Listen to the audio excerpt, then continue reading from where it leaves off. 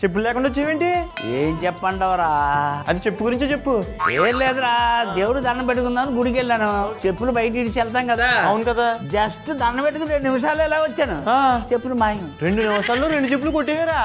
మా అమ్మ అనేదిరా చిన్నప్పుడు, ఏమని? చెప్పులు కానీ ఎలాగ ఎవడన్నా దొబ్బేసాడంటే దరిద్రం వదిలిపోయినట్టు అనేది. అంటే నీకు దరిద్రం వదిలిపోయిందంటే చెప్పులు దొబ్బేసినోడికి ఎందుకు అని అడుగుతున్నా?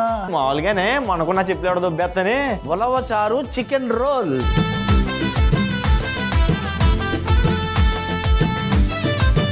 కరివేపాకు, గుడ్డు పకోడీ.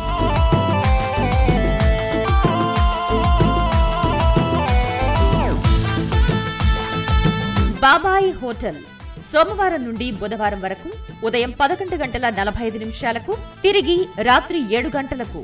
చూస్తూ ఉండండి మీ ఈటీవీ అభిరుచి ఛానల్లో. మన అడగలం అంటావా ఎంపెట్లు కోచింగ్లు ర్యాంక్ వచ్చేస్తది కదా. నువ్వేం కంగారాడికేమో దరజు పాడుకుందా. నవ్వుతావేంట్రా సిగ్గు లేకుండా? ఆయన నీకు చదువు అప్పలేదు కదా, నీకే తెలియదు. చదువు సంధ్యలే నా కొడుకు. ఆడ నేను మాట్లాడుతుంటే ఎలా పోలో తెలియ కొట్టేశాను రా.